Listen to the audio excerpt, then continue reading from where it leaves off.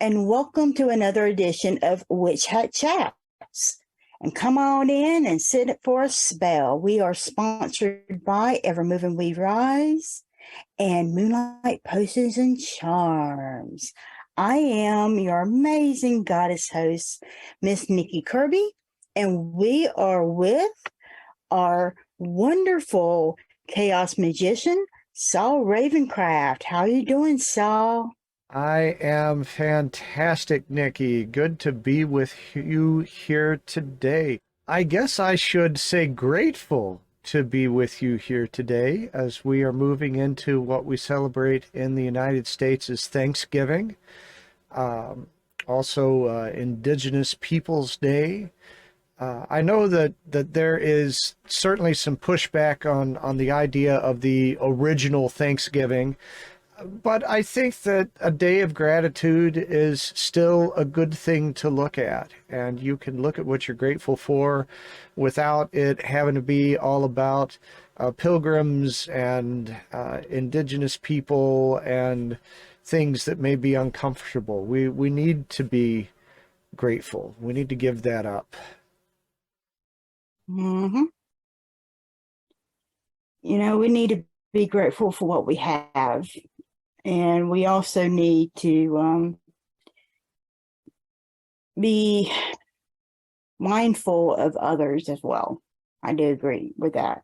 As November is the First Nations, we celebrate the First Nations people as well. So yes, we do need to be grateful, and we do need to be mindful and remember, you know, the First Nations people, they were here before we were. And, you know, I'm always one of those people, I like to be able to, I believe in treating everybody the same, no matter who you are, no matter what your skin color, your background, whatever it is. And First Nations people, they were here before we were, and I think they ought to be honored too, and they, in all of their ways, you know, celebrated just like anybody else's. Absolutely. Absolutely. Mm-hmm. So what have you been up to, Mr. Saul? Well, last week was a busy one. There were several things going on. There's also a lot of private events coming up, especially with Santa season coming in. So I'm involved with that. This week is a little downtime. Get to spend time with family and to spend some time thinking about what it is that I'm thankful for. But there are still some things going on. This afternoon, I am at Curia Arcanum's House of Curiosities. So there's a last chance to see me before you hop out of town or bring people in. And then on the 26th, the Saturday after the holiday, I am going to be at Mama Merlot's. I did the event Magic, Mediumship, and More with Tracy St. Croix, and it was really interesting. And I can't wait to see what happens as we pool our spirits together again on this Saturday. The best place to keep up with this stuff is on my Facebook page, Saul Ravencraft, Executive Occultist, not hard to find. But you can also go to my website, and I have a page, saulravencraft.com/www, stands for Weirdly Wonderful World. And if you go to that page, you'll be able to keep up with what's going on and see all the opportunities there. So those are my two favorite ways for people to keep track. And other than that, it's going to be a quieter week in some ways, which I appreciate. I'm ready for that, I think. Do you get a quiet week? I don't think I ever get a quiet week. Well, you know, we have Evermoving We Rise. We've got on the 21st is our new moon ritual. So I will be very happy, as I'm not going to be able to be there, but we do have our guest high priestess that she'll be there. Her name is MJ, and she is a very, very lovely, wonderful person, and she's going to be doing her version of the new moon ritual, which everybody's looking forward to. So please come. And then with Moonlight Potions and Charms, we're still raving about our 5-star reviews and our excellent products, amazing service, and fast shipping. And we're also a November Etsy star seller. And we've been a star seller for 6 months now. So we are very, very happy. And we're going to have another new sale starting. So make sure that you're going to be available for those. And so I'm very happy for those. And then, on the 1st of December, tell them what's going to happen on the 1st of December, my friend. Well, we've been talking about it here and there, but it's coming into reality. It's manifesting, if you will. Manifestasia 2023 is happening January 21st and 22nd. It's coming up fast, and tickets go on sale on December 1st. We've made some adjustments to how the event is running to keep in tune with what people enjoyed and what they want more of, and it's all coming together, and I just could not be more excited about this. Are you ready for this, Nikki? Oh yeah. I'm really excited. I absolutely cannot wait for us to get this started. This year we're actually going to have witch shops. So that means you're actually going to be doing something this year. Instead of listening to somebody speak, you're actually going to be making something this year. And I'm really excited because our theme is social justice. Yes, it's social justice, because we believe that in order to make change, we have to use our magic to be able to make change. So we have these wonderful, wonderful witch talk speakers that are going to come in here, and they're going to do their witch shops with us, and they're going to impress and delight you and show you how you can change the world with your magic. Love it. Can't wait. Can't wait. And there will be some social opportunities that happen before the event to anybody who is a ticket holder. So if you get your tickets early, you get more engagement, more involvement with this community. So definitely jump on that right up front. We want you to have as much opportunity to connect with us and our speakers, and just getting wrapped up in all of this, so that by the time the event comes toward the end of January, you are ready to manifest. That's right. So we can't wait for you to be able to manifest with us.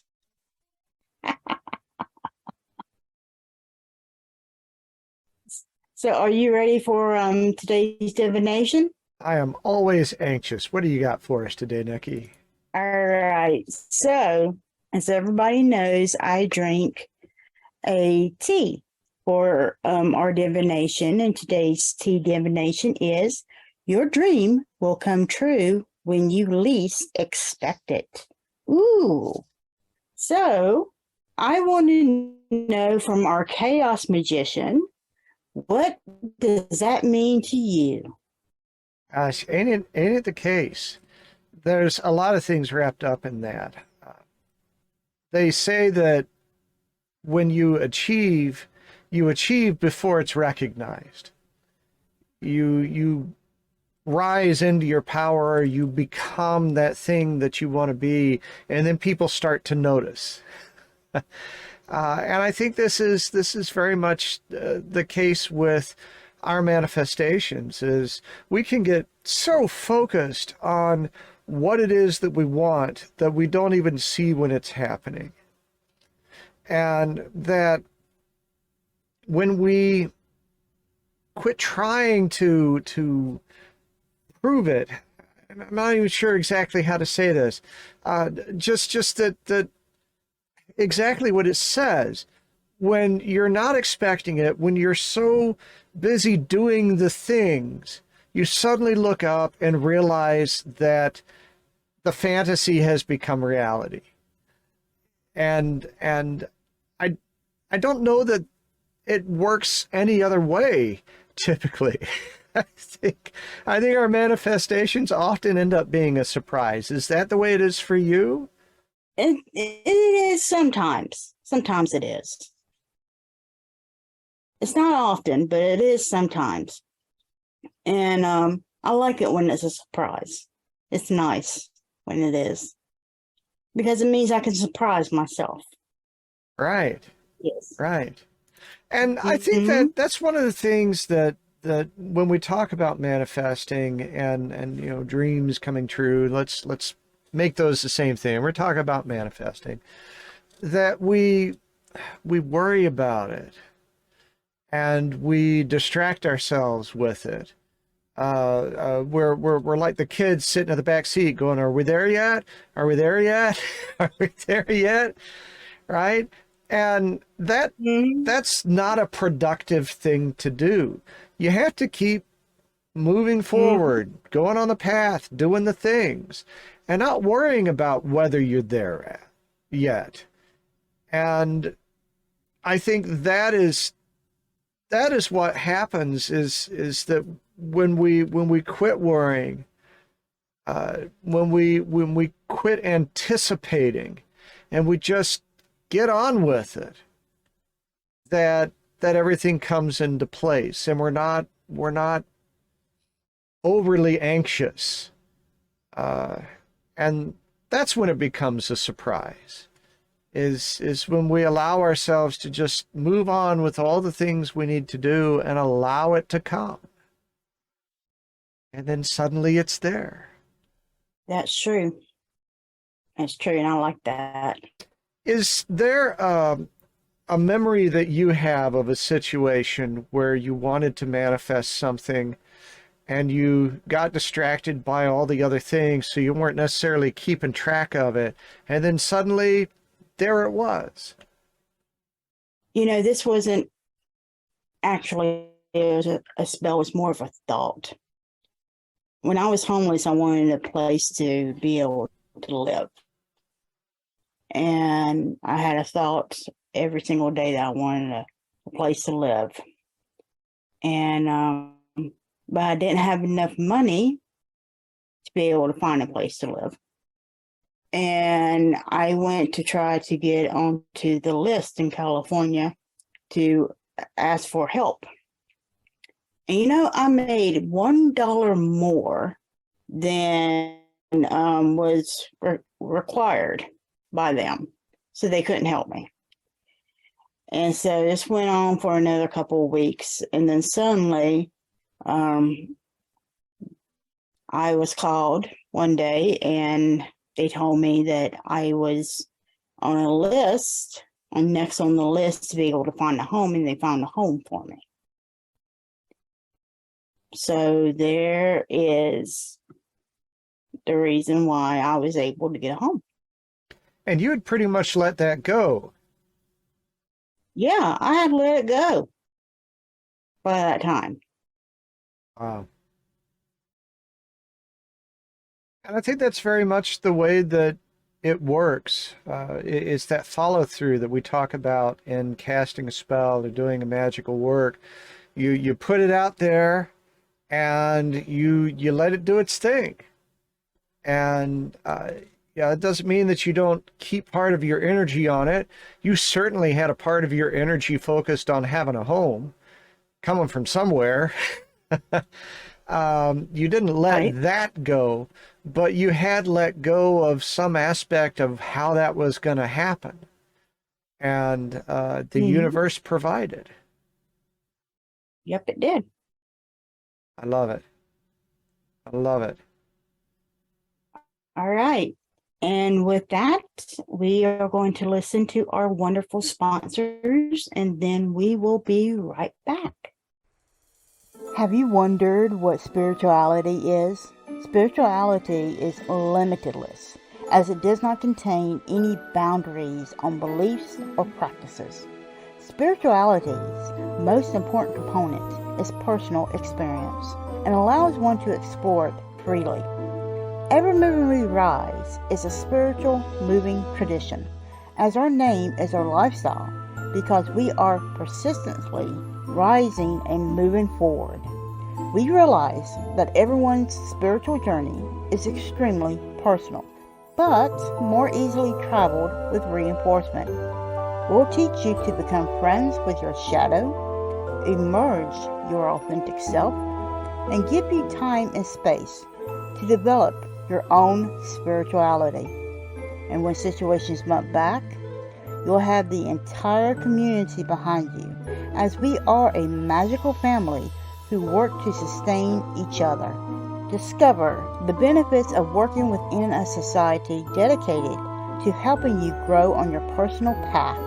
Visit us on our website, Linktree, or Facebook page and discover why we don't fit in the box. Behind the door, and ye should find the return of the Barebone Trio. See no evil, hear no evil, and speak no evil, skeletons. This Barebone Trio reminds us not to take life too seriously and shows us the sense of humor we all have.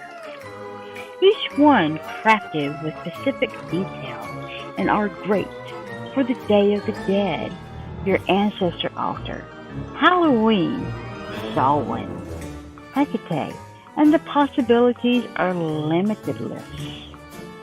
And there is so much more in our wicked store to help you to embrace the power of your own magic. So come on in to Moonlight Potions and Charms at www.moonlightpotionscharms.com and discover the wicked things that ignite the magical passion in you.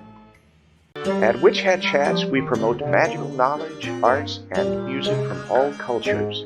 We invite you to join us as our guest to share your practice, especially if your traditions are lesser known. Email us at witchhatchats@gmail.com. Tune in every Sunday at 1 p.m. Eastern Standard Time on our Facebook page. And welcome back to Witch Hat Chats. I'm Saul Ravencraft. I'm still here with Miss Nikki Kirby, and we are ready, I think, to introduce our guest. Our guest has been practicing as a pagan and witch since 1987. She is the founder and high priestess of a local coven, works as an educator in the witchcraft community, blogs about magical things, and has a low-key obsession with genealogical research. In addition to her full-time job in the corporate world, Patti previously served as editor of the paganism and Wicca site at Learn Religions for 13 years. She is the author of a number of books on magical practice, including Daily Spell Journal, Herb Magic, Witchcraft for Healing, Badass Ancestors, and The Witch's Complete Guide to Tarot. Please welcome our friend, Patti Wigington. Hello. Hi, guys. Hi. I'm so excited to be here. Thanks for having me on the show. Glad to have you. You've done a lot of stuff. I've been busy. Yeah, I've been doing all the things. It's good though. That's good. I get a lot of joy out of it. I'm very fortunate. Well, we're so glad to have you here.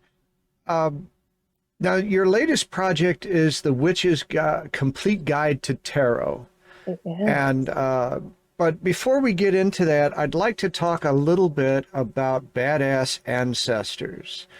What a title. Was that a title you came up with yourself, or was that an editorial contribution? No, it's funny. That was the working title that I had in my head the whole time I was working on that manuscript. I really wanted to call it Badass Ancestors. I just felt like it fit. And the good folks at Llewellyn's editorial board, I don't think they were completely enamored of it, because apparently during one of their production meetings, there was a discussion about, can we change this to something nicer? But Alicia Gallo, who was my editor on that project, and she is an absolutely wonderful human being. I love her to death. She really went to bat for me. And she's like, guys, this book really needs to be called Badass Ancestors. And finally they caved and they agreed on it. So I was super happy about that. And plot twist, I discovered that next year Llewellyn has another book coming out that has the word badass in the title, so apparently now it's a thing. So I'm glad they stuck with it. I was really happy because I knew that was the title that book really needed to have. You've changed the lexicon at Llewellyn. They've changed the lexicon, so there's badass something or other coming out next year. So I'm very pleased to see that. It's not by me. More power to the person who's doing it, though. Now, your first book was the Daily Spell Journal, or was there something that came before that? Yeah, so the Daily Spell Journal, it's kind of weird. So the original book was Daily Spell Book for the Good Witch, which came out through Sterling Publishing in 2017. And it's a collection of 366 spells, basically one for each day of the year, using stuff you've already got around your house, the things that live in your kitchen junk drawer, that weird box in the back of the garage that nobody talks about. It's how to make magic with things you already got. So that came out in 2017 and it did very well. And about a year and a half later, the publisher came to me and they're like, we really like this book. Wouldn't it be cool if we repackaged it as a little journal that people could actually do the spell and then write in?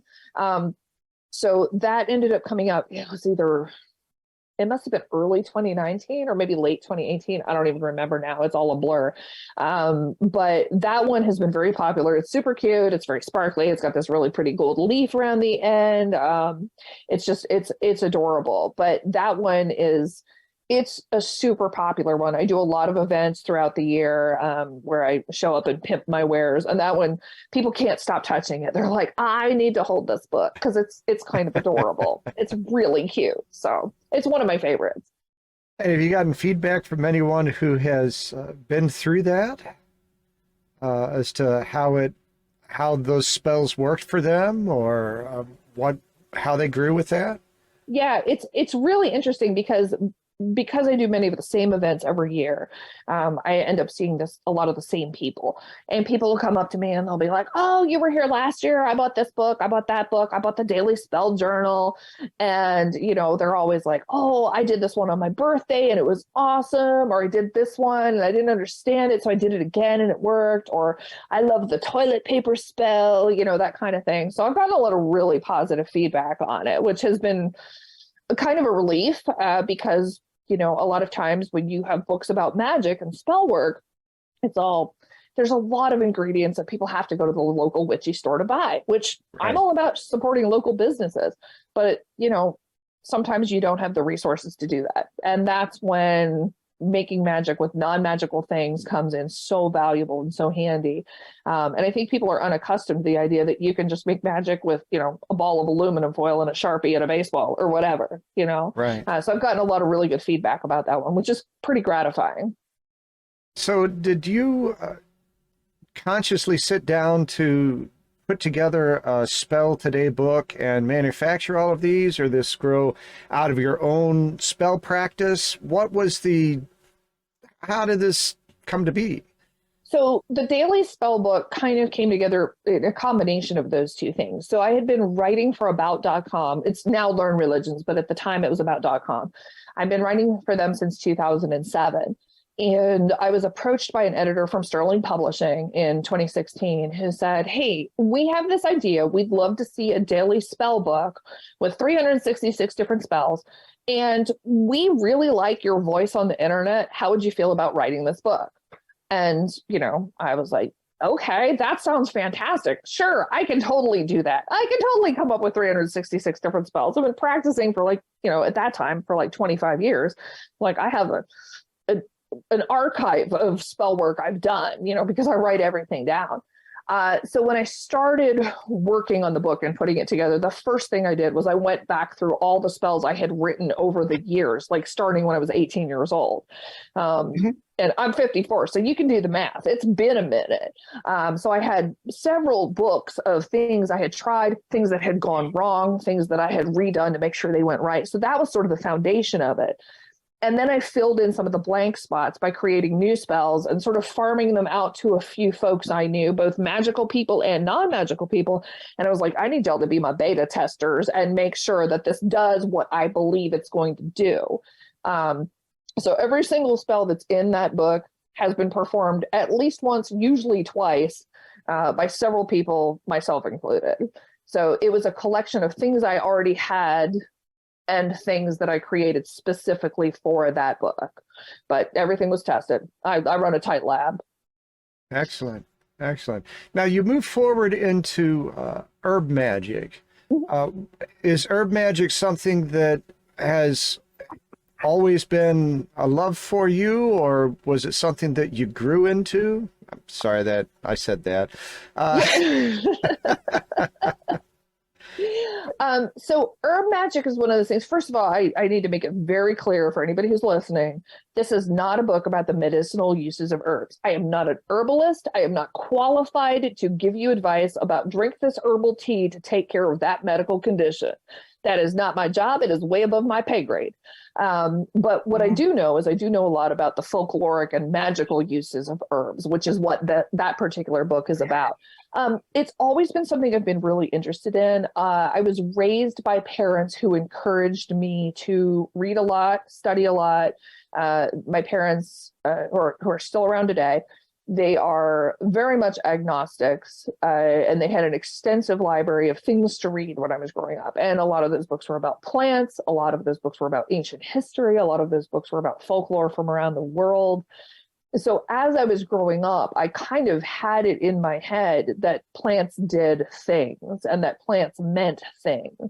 So as I got older, hitting my late teens and starting to explore the wonderful wide world of witchcraft, I sort of fell naturally into herb magic because I realized that even if I didn't have like all the tools, I could usually find plants. And I could usually find plants that had correspondences that worked for whatever I wanted to do. So that was kind of where the herb magic book came from. Right, right. So you just said that you're definitely not a medicinal person, and yet we have a book here that says Witchcraft for Healing. So how do you contrast that? How do you contrast that? Because healing doesn't have to be medical. Okay. Healing doesn't have to be like, take this internally. Healing can be about self-care. So Witchcraft for Healing is not about me offering anybody medical advice. Absolutely not. I'm not qualified to do that. I would never do that. But healing can be about taking care of yourself, healing yourself from the inside out, doing things that, increase your mental bandwidth. I wrote Witchcraft for Healing during the opening months of a global pandemic. So, which great irony there. So for me, writing that book was almost my own therapy session. It was, what can I do to make myself feel happy, healthy, and whole that, doesn't involve like, I'm not offering herbal remedies for, here's drink this and it'll cure your depression, or eat that and it'll cure your cancer. That's not what Witchcraft for Healing is about at all. But it's about, how can I be mindful? How can I live in a headspace that allows me to reconnect with the things in this world that matter to me? So that's what Witchcraft for Healing is about. That is not me giving anybody medical advice, because I don't do that. Okay, I didn't mean to feel like I was pushing on that. No, it's a legitimate question. It's just question. funny that we had just talked about that, and then the next title. Yeah, it's like healing magic. Yeah, surprise. Take two and call me in the morning. Just digging a little bit more into that self-care issue, and you said that this was somewhat personal for you. What kinds of healing do you think we neglect. Oh, I think self-care is big, and I know it's become a trendy buzzword. Everybody's all like, oh, you need self-care, take a bubble bath, that kind of thing. But I think we spend a lot of time letting other people live rent-free in our head, whether we should or should not. If you're a parent, you spend a lot of time taking care of the needs of other people. If you are married or partnered, you may spend a lot of time focusing on that other person's needs, which, okay, that's fair. But we sometimes do that to the detriment of taking care of our own needs. I have 3 children. They're all adults now. They're all feral out in the world. But I remember when my kids were younger, I felt like I kind of lost who I was for a really long time. I was spending all of my time making sure everybody else was happy and healthy and whole. And I never stopped to say, holy cow, Patti just does not have the bandwidth to tackle this right now. I never took the time to do things that I needed to do. And it wasn't until my kids got older when I realized that it was okay for me to do that. Not only that, it was healthy for me to do that. So I learned that it was okay for me to do things like go out with my friends. They had a perfectly good other parent that could watch them. They didn't need me to be at home every Friday night. I learned that it was okay for me to indulge my love of making art and going to like a painting class or going to a writer's retreat for a weekend. I learned that it was okay for me to say no. How powerful was that? Holy cow. I didn't want to do the thing. So I said, nope, I'm not going to do this thing. And that's a magical act right there in and of itself. So I think the biggest healing we can do is learn that self-care is not selfish. It's self-transformative. It's good for us. It's okay to value our own needs. And that's something that, especially if you're a parent, and not to take a sexist slant on this or not, but especially if you're a mom, there's an expectation that you just kind of give up everything that matters to you so you can raise a family. And then all of a sudden, you're in your late 40s and you're like, what have I done for me lately? So that was a big part of that journey for me. Right. That makes perfect sense. Yeah. With women, we're taught that we have to give up everything. That's what we're taught. And if we don't, and we focus on ourselves, we're selfish. Right. That's what we're taught. Right. Yeah. And I remember times when I would go to do something and people would be like, oh, you have kids? Who's watching them? Their dad? No one ever asked my ex-husband when he went off to go do stuff. Nobody ever asked him, oh, who's watching your children? Nobody cared. Right. He's a dude, Right. And when your kids get sick, they never call the dad. They always call the mom, right? Is mama got to drop everything, leave work, go pick up the kids from school? Yep, they always call the mom. Yeah, so you have to, it's hard to find that balance and be like, okay, I want to be a good parent. I want to be a good partner. I want to be a good member of the community. But damn, I need some me time. Now, one of the things that I think goes along with that, the self-care and the me time, and the you talked a lot about the energy going out. I think that people also are currently dealing a lot with that energy coming in. You talked about people living rent-free in your head. And we're in a society where social media, we encourage people to vote on our value and all of that. And is there magic that you apply to becoming more the center of your own power and not seeking that sort of external validation or permission or gatekeeping? Yeah, that's an excellent question. I think I've come to terms with the idea that the things that magical practice have taught me, those things have served me well in my evolution as a human being, whether it's the magical part of my life or not. And what I mean by that is, I spent my 20s making mistakes and I spent my 30s atoning for them. I spent my 40s rediscovering who I really was. And my 50s, this is my power decade. And there's something really empowering when you get to the point where you're so comfortable with yourself that you don't need validation from other people. You don't need other people to lift you up and tell you how awesome you are, how great you are, because you know it, because you've learned it and you've understood the truth behind it. So for me, that is kind of, it's an unintentional consequence of the magical process. And I think if you practice long enough, and you learn that, you know, there's magic I can send out into the world, but there's magic I can draw into the world, into my own world and build upon. And I think it makes me a better person. It makes me more comfortable in my own skin. And like I said, when you're happy and content and satisfied with your own life, I don't give two damns about stuff that's going on social media. Somebody's mad about something, that's fine. That's, you know, go be mad about it, but it doesn't change the fact that I like who I am, you know, that kind of thing. What would you say to I don't the know if late... that answered your question or not. No, it's a great answer. Okay. What would you say to late bloomers who maybe have not really, that are coming into their 50s and have not necessarily had that same revelation that you have had? What can they do magically to help close out those other voices and those other perspectives and achieve what you have? Yeah, I think it's a conscious choice you have to make. You know, somebody said to me at one point, and it was said in this way that was almost accusatory, like, you're always in such a good mood.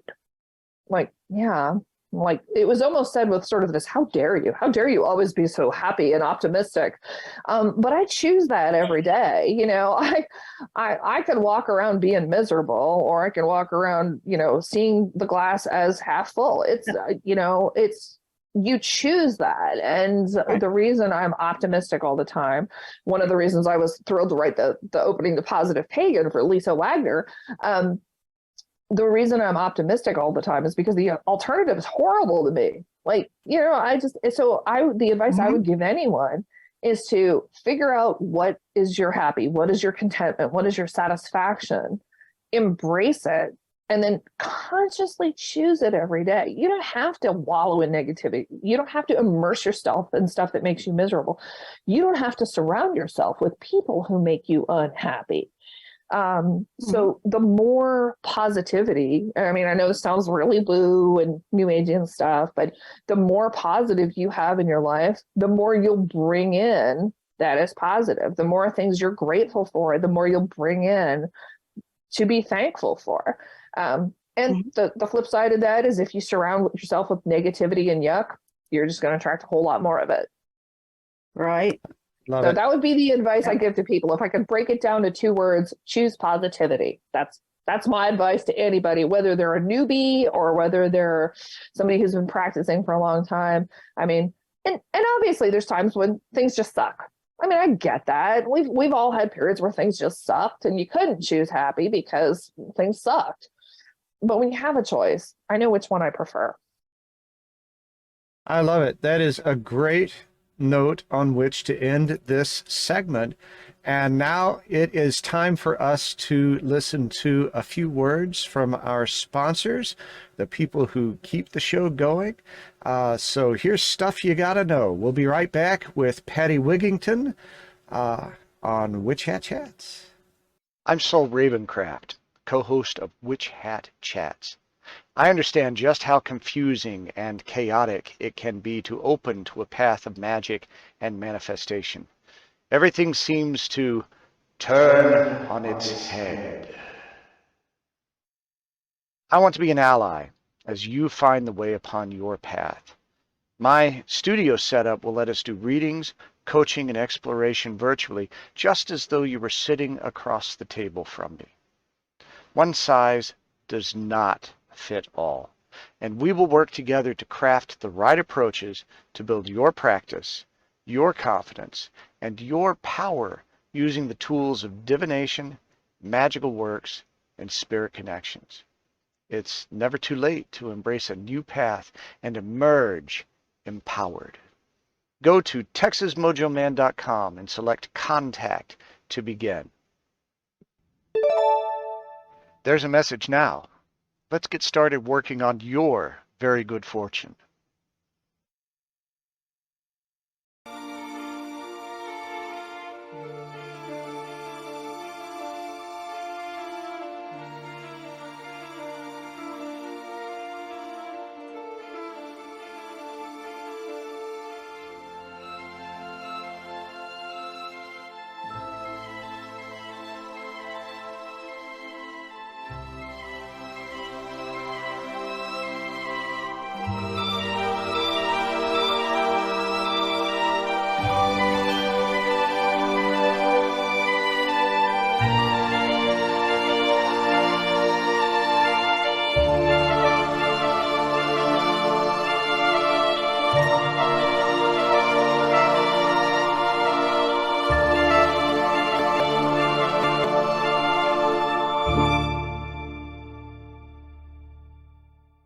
And welcome back to Witch Hut Chats. And Saul and I are chatting with Miss Patti.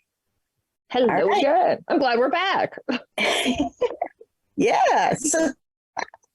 And Miss Patti, who chooses to be happy and sunny and shining all the time. You know, I really like that explanation, you know, because I actually choose that every day. You know, people around me sometimes are so damn It's hard. You know, it's hard. like they're so angry all the time. I'm like, why are you so damn angry? Jesus. Yeah. I mean, you act like Scrooge McDuck. Jesus Christ, come on. But you know, it's funny though, because I think, and like I said, I understand sometimes things just suck. You know, I mean, there have been points in my life where it's like, this is terrible. I just cannot find the positive in this situation. And I totally get that.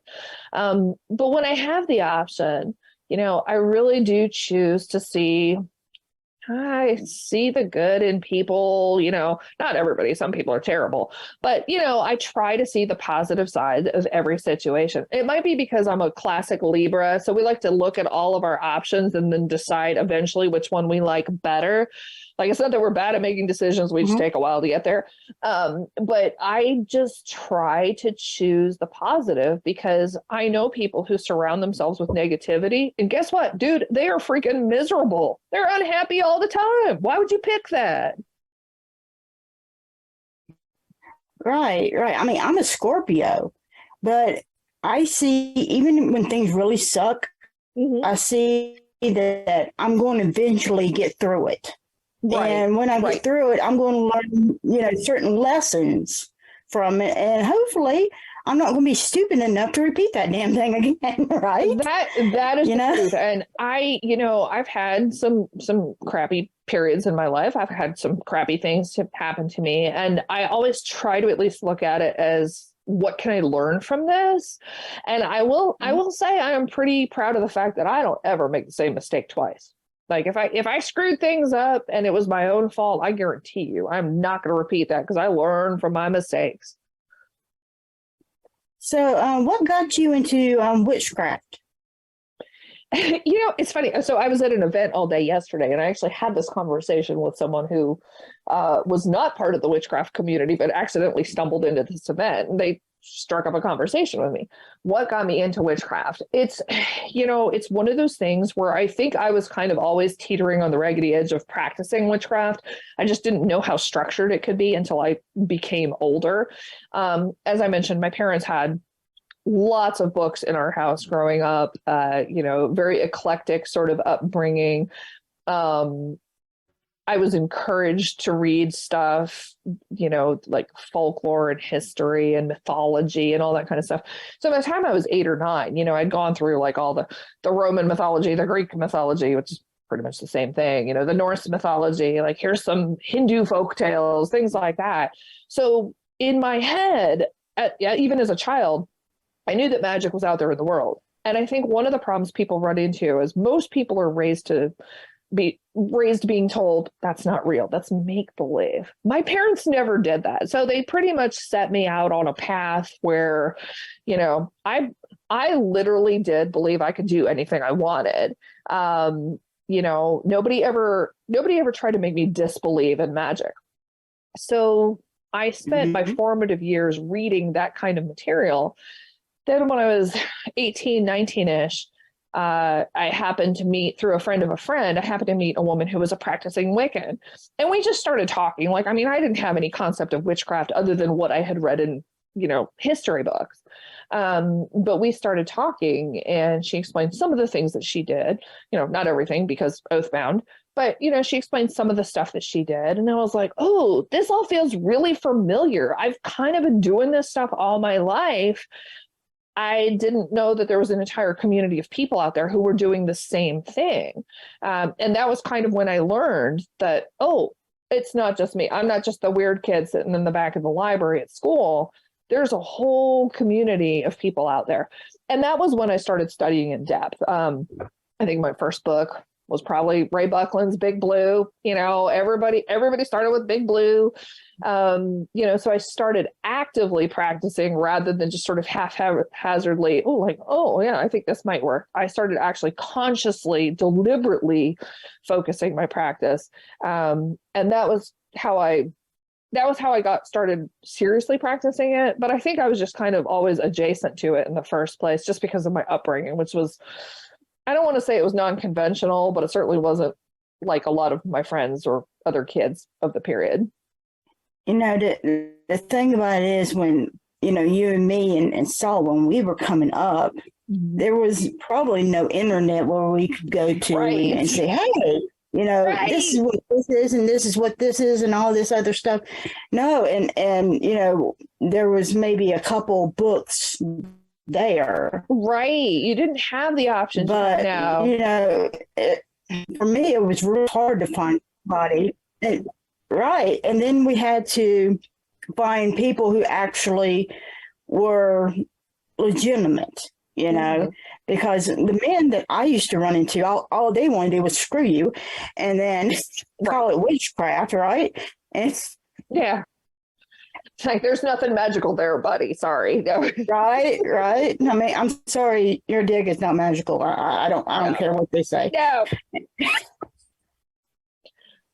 But yeah, there was a real shortage of material, and it was partly because people weren't producing the vast amount of information that they are now. And it's partly because the internet wasn't available, but like you didn't have any way to network with people. So like if you wanted to buy a book on witchcraft, you had to like mail off a check to an address you found in the back of a magazine. It would come wrapped in brown paper. The mailman thought you were buying porn, that kind of thing. So it was like we all started off with, we had Buckland's Big Blue. I had the Spiral Dance. I had Cunningham's Wicca for the Solitary Practitioner. Those were the three books that I started with. And I still have my original copies of those from like 1985 or 86 or something like that. It's absurd. And, that was the origin story for a lot of people, a lot of us Gen X pagans. That's where we got started. Yeah.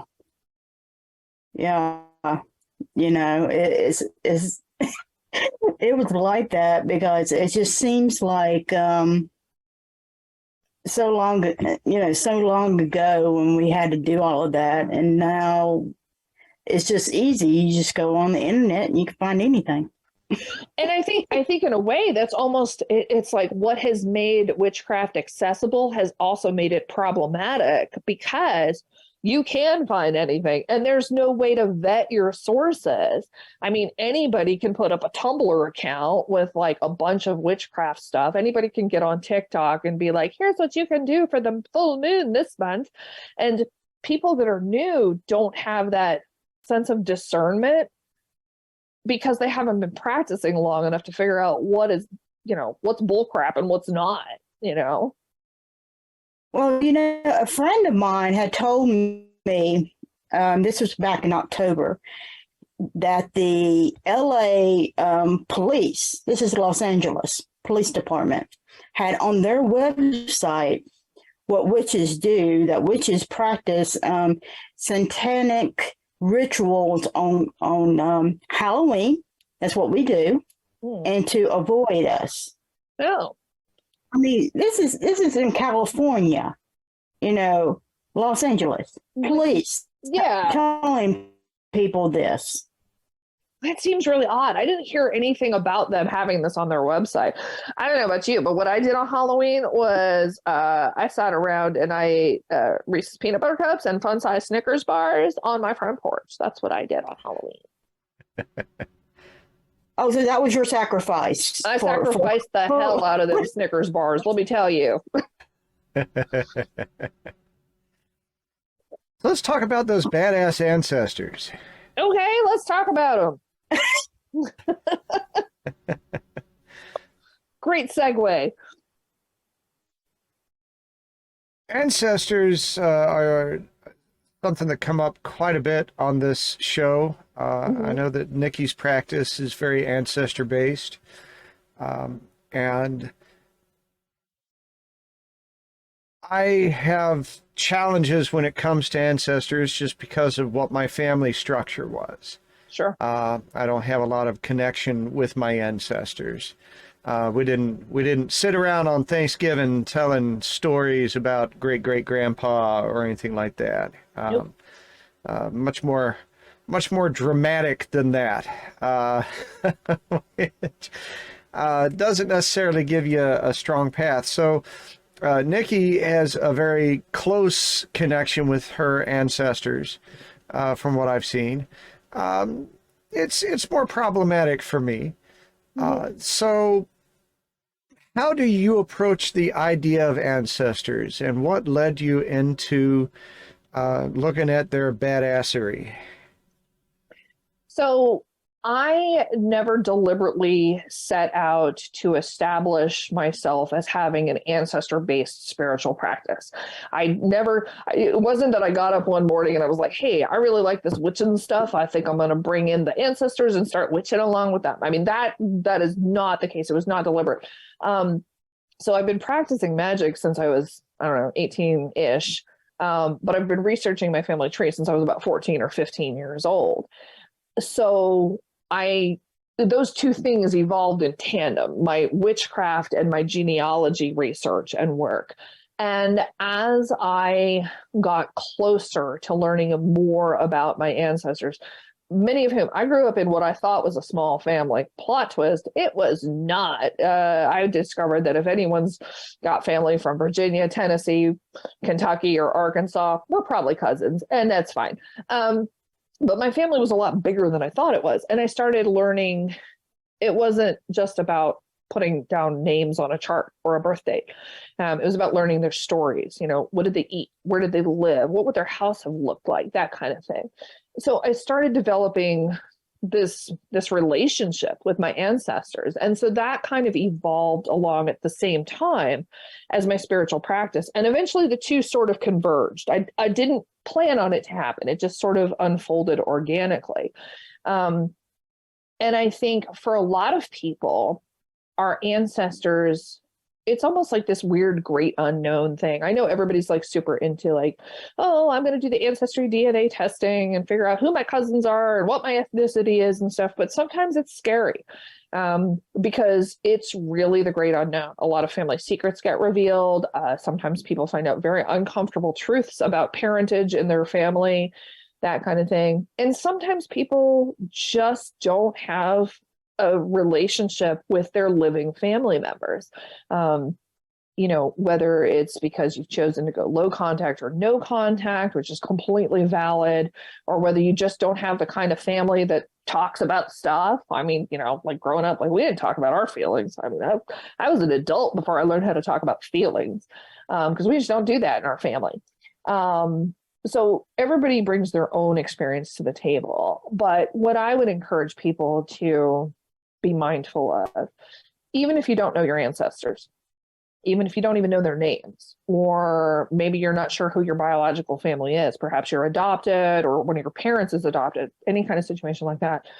Even when we don't know who our ancestors are and what their names are, they know us, okay? And when we're ready to start working with them, that's when they put in the appearance. And sometimes it's just a question of, oh, I should probably open myself up to listening to what these people want me to know.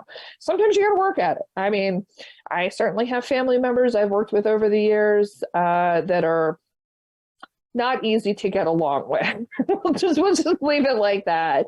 Some of the women in my family, I mean, I'm sure you'll be shocked by this, but many of the women in my family are very strong, opinionated, loudmouth women. I know that's probably a big surprise for everybody. No way.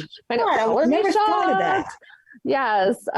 You know, it's the great big old cosmic slap upside the head with a cast iron skillet. But I think in general, just like I want my children and grandchildren to have a better life than I have had, I think our ancestors want us to have a better life than they have had. You know, my grandparents were, you know, Depression era kids. My parents grew up in the shadow of World War II. And I know that they did everything they could to make sure my brother and now my grandkids, you know, my kids and my grandkids have had good lives. And I think you can go back further generations. So our people want us to be healthy and successful and happy. A lot of times you'll see people say, well, what would your grandparents think? We've gone soft. It's like, okay, you know what? If going soft is because, you know, I've got a whole bunch of really good food in my refrigerator and I have 2 bathrooms instead of 1 in my house. And because, you know, I only have to work a 50-hour a week instead of a 70-hour a week like my grandfather did. Maybe that's going soft, but maybe they see that as success for us. Maybe they're like, wow, look how lucky she is. Look how great she's doing that she can work 1 full-time job and still have time for family and friends and things that make her happy. So I don't think we've gone soft. I think our ancestors want us to succeed. I think they want us to prosper. And it's all a matter of opening ourselves up to listen to them. Ancestor work isn't for everybody, but it can be for anybody, because we've all got kinfolk. And if you multiply exponentially how many grandparents, great-grandparents, second great-grandparents, et cetera, there's a whole lot of people got your back if you're willing to talk to them and listen to them. I feel like I went off on a tangent there. I don't know if that answered the question or not. That's not a tangent. It's good stuff. Okay, good. So you woke up one day, Patti, and you said, you know what the world needs? It needs another book about tarot. Man, I tell you what, I've had that conversation so many times. The last thing we need is another Tarot 101 book. That is for sure, because there's a lot of them out there and some of them are really good. And I didn't want to reinvent that wheel. So with this tarot book, and this, I actually had this conversation several times yesterday at the event I was at, because a couple of people were like, oh, I already have a bunch of tarot books. I was like, but do you have what like this one? And the answer to that is probably not, because I wanted people to be able to take their tarot practice a step further. Tarot is great for divination. I mean, that's kind of its intended purpose, right? You got 78 cards. That means you got 156 different things that could be happening when you turn the card over. But what if we did more with it? What if we didn't just look at it like, oh, here's what the 6 of Swords means? What if we used it for personal development? What if we used it for goal setting? What if we used it in spell work as a spell component? What if we used it as an ingredient in a ritual?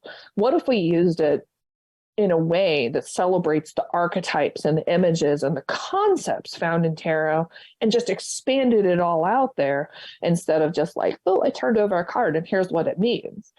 So that was the step that I wanted to take with that. And I was actually really pleased with the way the book turned out.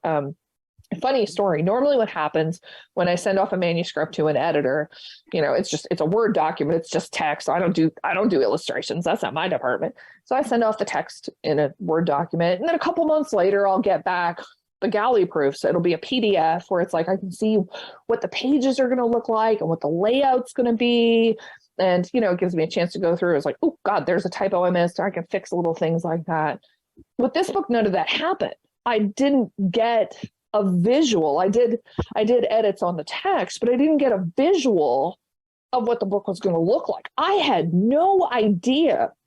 And I got back from traveling. Actually, I got back from Mystic South at the end of July, or middle 3rd or 4th week of July, whatever it was. I got back and there were 2 boxes from Hachette Publishing on my porch. And the book wasn't supposed to be out till October. So this was July. I was like, why are there 2 boxes from Hachette Publishing on my porch? Like, I literally had no idea what was in those boxes.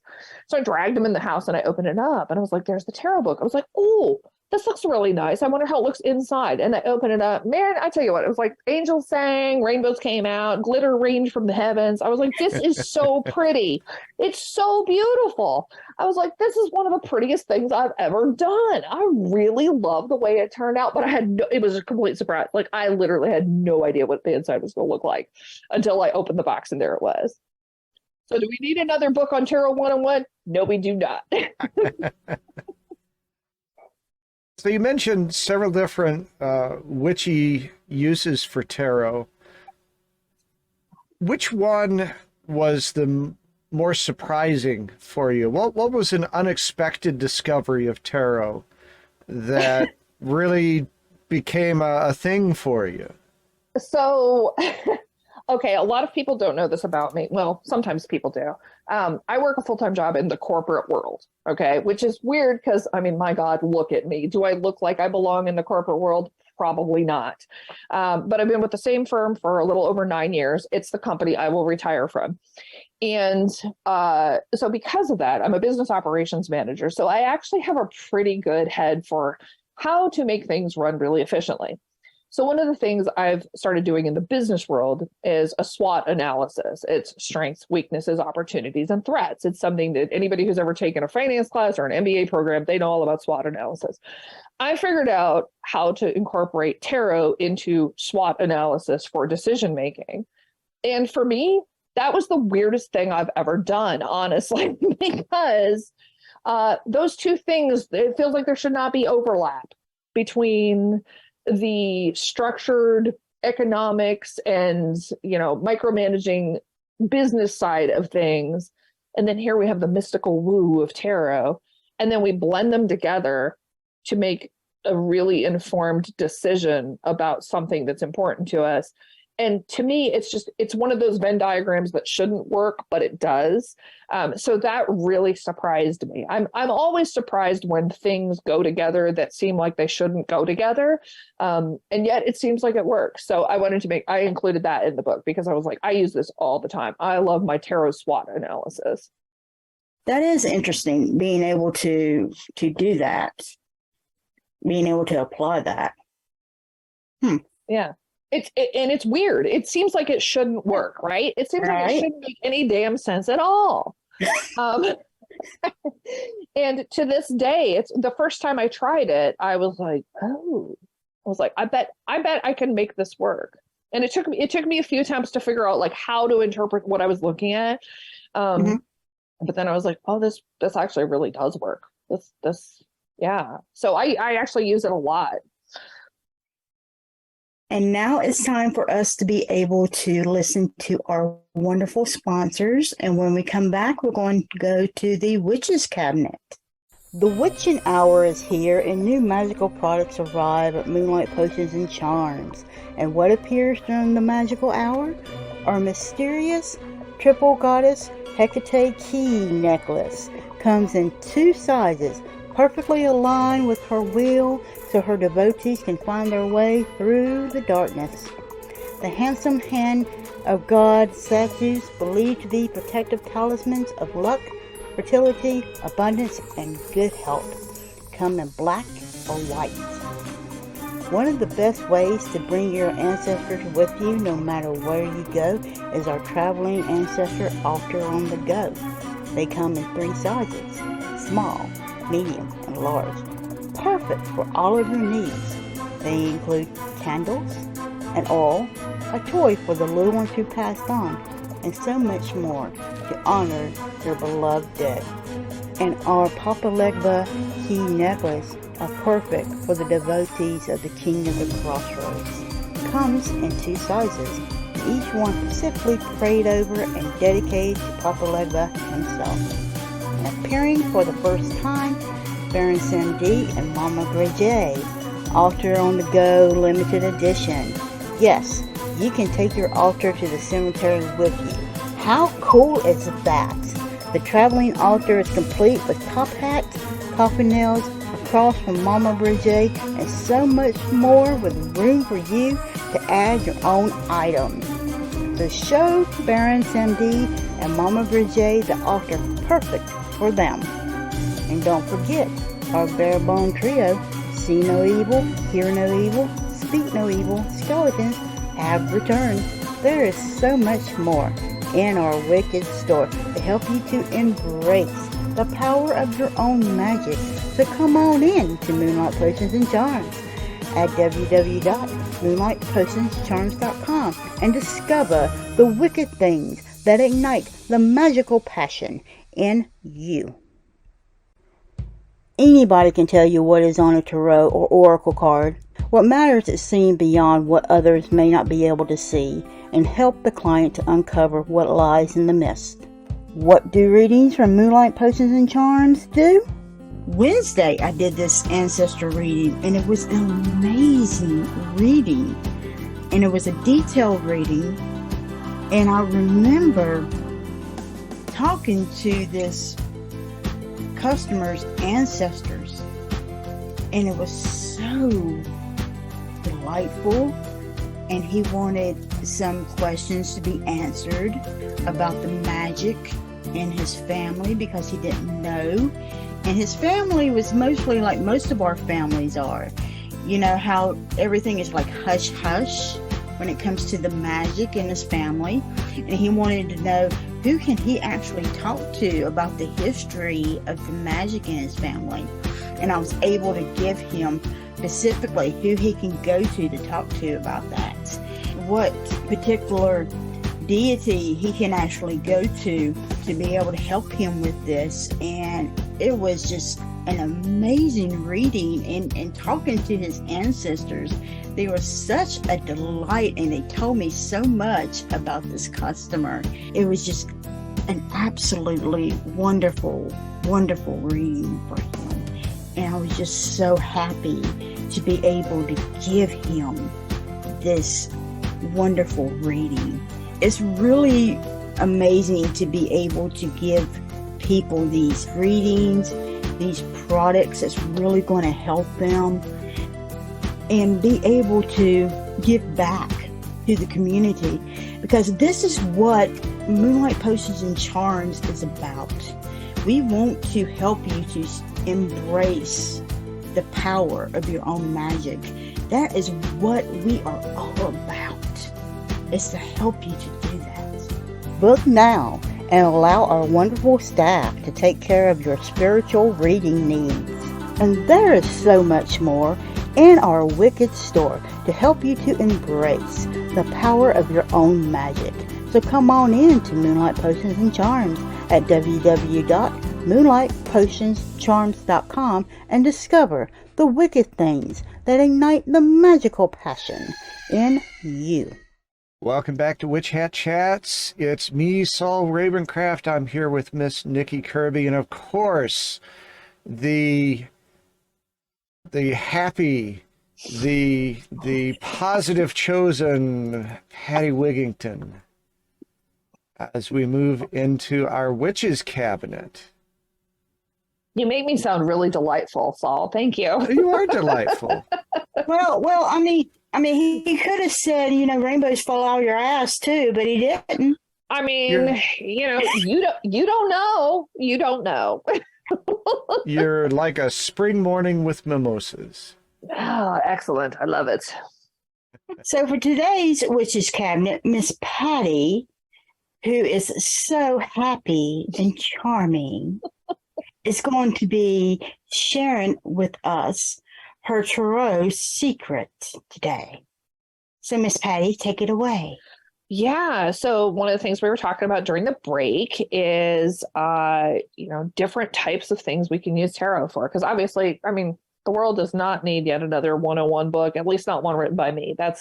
I don't need to reinvent that wheel, as I said. But one of the things that really surprised me the most about writing this tarot book is the fact that I've managed to use tarot in ways that are probably a little unconventional. And part of that is I managed to blend my business background from the corporate world into my spiritual background. And it's a little weird and it feels like something that shouldn't work, and yet it does. So what I thought I'd share with you guys today is it's a tarot ritual. It's a SWOT ritual, and it's really good for professional growth and development. So, if you are somebody who needs to do complex decision making or long range planning in various aspects of your life, this SWOT ritual basically draws on business concepts, but it incorporates tarot. Trust me on this, it actually works, even though it sounds like absolutely bananas. Okay. So the tool we call the SWOT tool, it's a grid, and SWOT is SWOT. It stands for strengths, weaknesses, opportunities, and threats. And we use it for decision making, like project management. Gives you an idea of like what's good about a situation, maybe what's not looking so good as far as forecasting goes. It's really handy in things like project management, organizational management, but it allows you to evaluate a lot of different factors, both the things that you control, like the internal things, and the things that you don't control, like external factors. And it kind of helps you get a fresh perspective when you're doing your decision making. So I really like to use this tool when I'm trying to make a decision, and I just need to look at all the different aspects of it. I mentioned earlier, I'm a Libra, so we take a while to get to our choices. We like to weigh all the options. You'll always get a decision from a Libra, but it's going to take us a minute to get there, but it'll be an informed one once we get there. So before you get started, you have to kind of start thinking about the issue you're facing. Like, what is it you need to make a decision about? And obviously, we can use examples from your professional life, like, oh, I need to develop a stronger team, but I don't have the budget for it. Or I want to open a small business, but I need a better idea of where it's going to go if I'm actually going to be successful with it. Or you can use it to evaluate things like relationships or interpersonal connections with people. Whatever it is, you figure out what your focus is. What is your question? What is the problem you need to evaluate? And write that down on a piece of paper. Okay. And then you just draw a 2x2 grid. Okay. Line across, line bottom. Now you got 4 squares. So in the top left, you're going to put the letter S. That's your strengths. Okay. Top right, that's your weaknesses. That's a W. Okay. See where this is going, right? Below the S on the lower left, you put that O. That's your opportunities. And then you have your threats on the lower right-hand corner. So this is basically, it's a tarot layout is what this is. And it involves 4 cards, or, you can use groups of cards if you want to really go big or go home, but I like to start with just 4 cards. So take your deck, shuffle it as many times as you normally do, and put a card in the S grid. Okay. These are your strengths. This card is representing things that you do well. These are your internal. This is internal. These are things that you're maybe naturally gifted at, or skills that you've developed over time. Where do your real talents lie? That's your strengths. Okay. Your next card is your weaknesses. Where do you fall short? Again, this is internal. These are things that you have going on. Like, what challenges do you regularly face? Where do you need to make improvements? Okay. So those are your weaknesses. Then moving back down, you've got your opportunities. Stick a card in your opportunities square and figure out, okay, this is external stuff. This is what can I take advantage of? What is out there? What does this card show me that are things that I could do to perhaps turn those strengths into opportunities? What can I do? What can I take my existing skills and build on that? Where do those opportunities lie? And then the same thing with threats. Again, that's external stuff. What are those obstacles? What is presenting as a challenge to you solving your problem or meeting your goals? Is there something out there that could be harmful to you? Do your weaknesses expose you? Questions like that. So as you look at these cards, you kind of want to evaluate them in how they relate to each other. So how can your strengths be matched up with your opportunities? How can your weaknesses impact potential threats that are out there? Are there improvements you can make? Can you turn one of your weaknesses into a strength to alleviate a threat? That kind of thing. Look at all the different connections between these 4 quadrants of this grid. Figure out things like, okay, if I eliminated some of my own weaknesses, would that open up more opportunities? If I built up more of my strengths, would that help eliminate some potential threats? There's a lot of different directions it can go. And as you evaluate these, just like with any other layout, any other tarot spread, it helps you with that decision-making progress.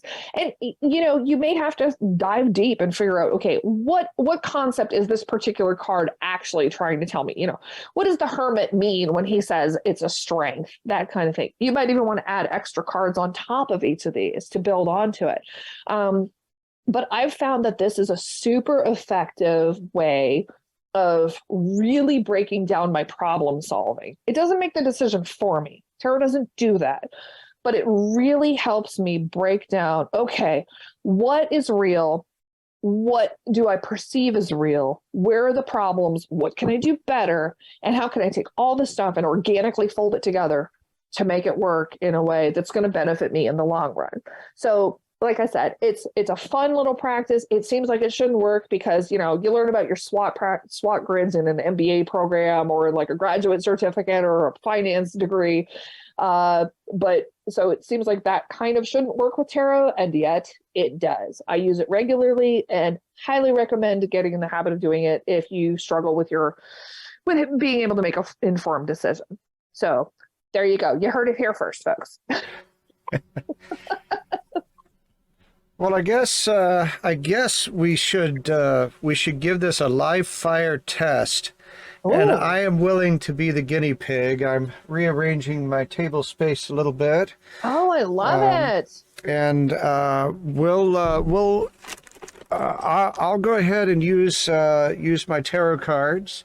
Nice. And we'll let you kind of walk us through this. Oh man, put me in the hot seat. and help me understand what I'm doing here. All right, I love it. So let me. I'm using the Robin Wood deck. Oh, I love that one. It's so pretty. Robin Wood was an illustrator for most of Scott Cunningham's books. Yes. Maybe all of them. And I like it.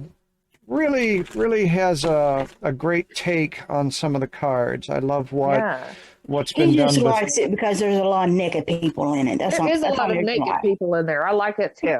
I like a good naked person as much as anybody else. I am not afraid of naked people. No. I am not. All right, so let me get this visible here. I didn't know I was going to be doing this, but here we are. I didn't either. All right. So we're going to work with the cards here. Okay. And I guess we need to settle on an intention. Yeah, and you need to tell me what direction your grid is facing. Right, and we'll decide that as we go here. So I'm going to make this personal. We often do it about Witch Hat Chats, but I'm going to be greedy this time, and I'm going to make this about me. And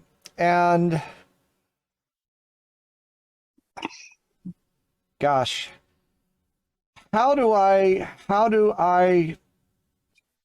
so the intention I'm thinking about is moving things forward in 2023. I feel like I've started to bloom some things, but 2023 needs to be more than 2022 was. Got it. Okay. Which was a damn sight better in 2021. I'm saying 2020, Ooh. Right? The years that shall not be named. That's right. So is there a better way for me to frame that intention as we do that, or is that level of vagary sufficient for this exercise? I mean, it's kind of vague, but I also understand if you have something that you want to keep kind of personal, and I totally get that.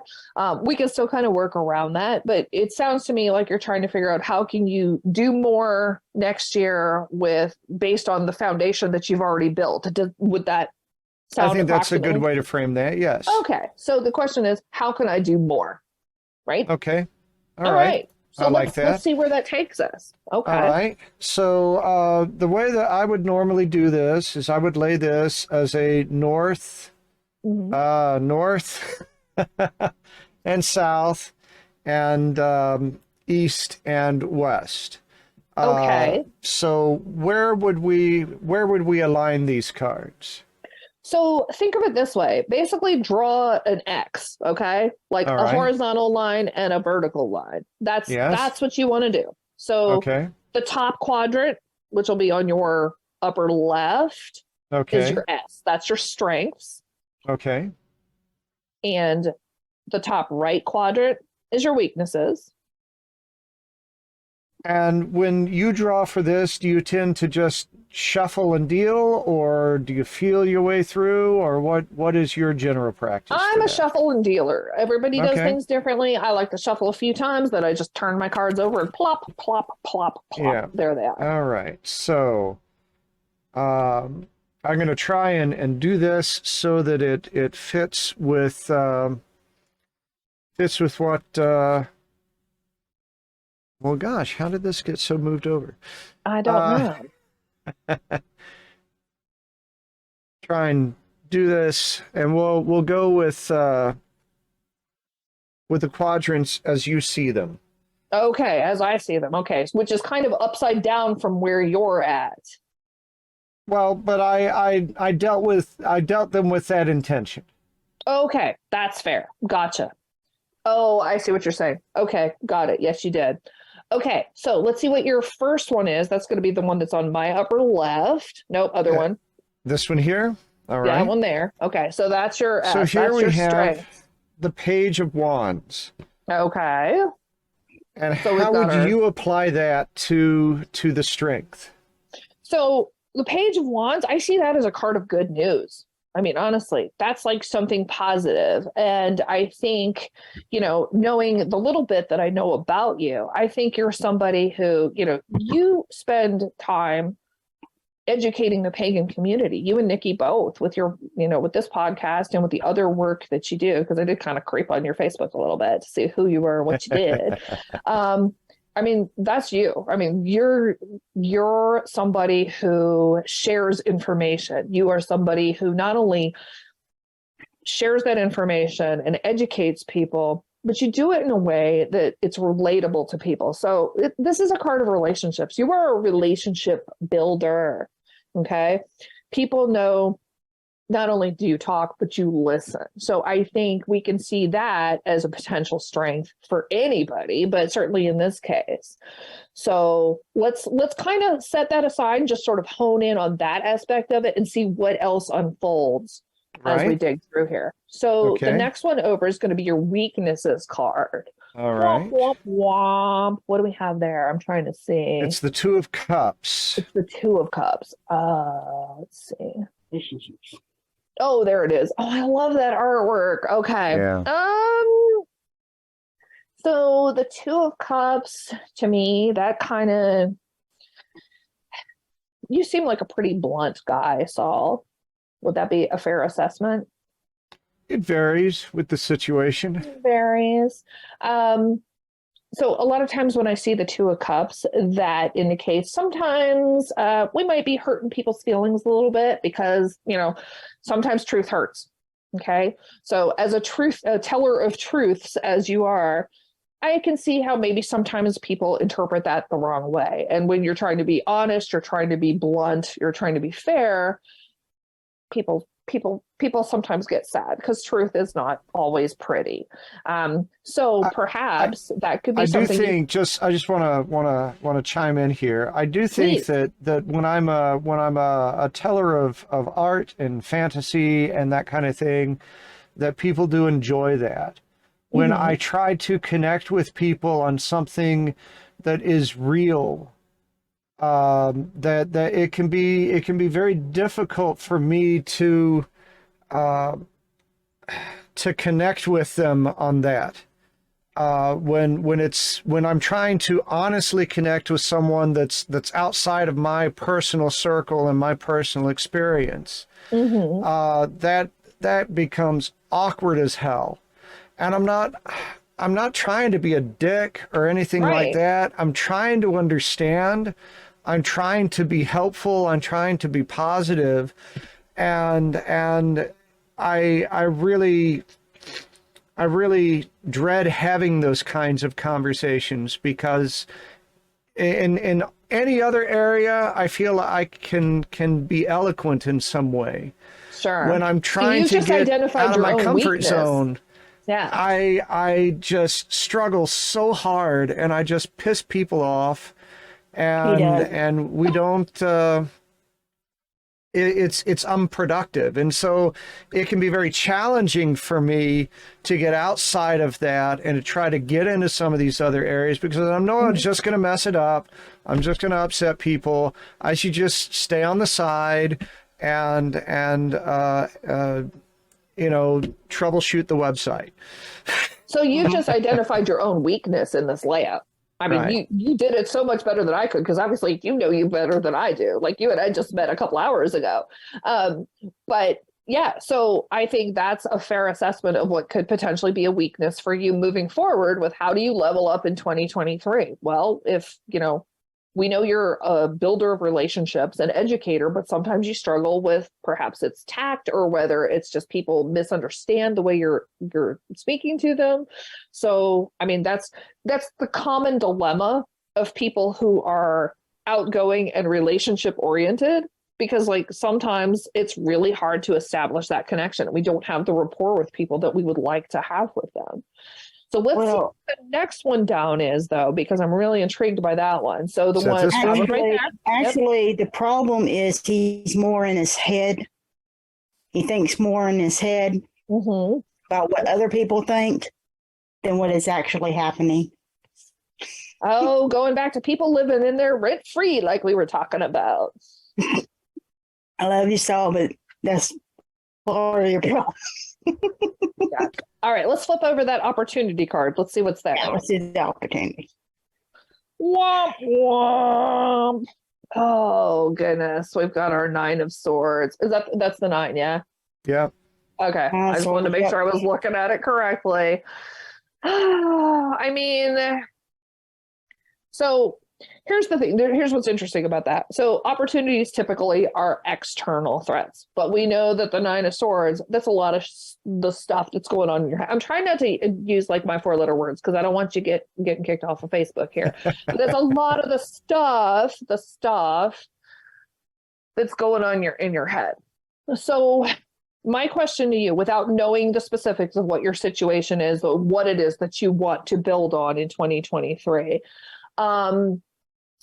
are there issues with anyone in that particular situation carrying around with them a lot of emotional baggage, whether it's you or another person, or perhaps struggling with, and I don't need details on this, but perhaps struggling with mental health issues, stuff that's going to directly impact what happens moving forward for you? All right.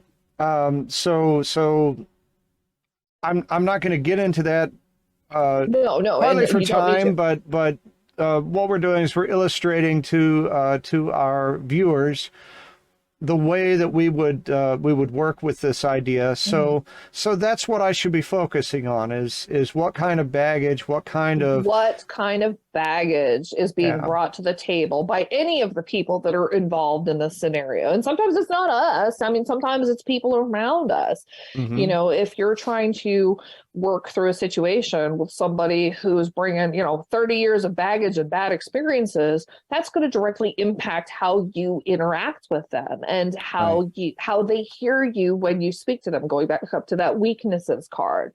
Mm-hmm. So how does that person hear your words and interpret them in a way that, they're informed by their previous baggage?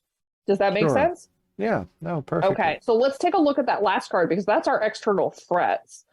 All right. And actually, I'm sorry, let me back up here just a minute. So that opportunities card, part of that is if we are looking at emotional baggage that people are bringing with us, the way it relates to our opportunities is we have an opportunity. I just want to be clear on that. We have an opportunity on there to think about how we sound when we interact with them, and think about how we can connect with them, not in a way that's detrimental to ourselves, but how can I don't want to say take advantage of, but how can I best work with this situation? So I just wanted to be clear on that. Not like Sure. you need to avoid talking to someone because there's baggage. Quite the opposite. You just have to frame it in a different way.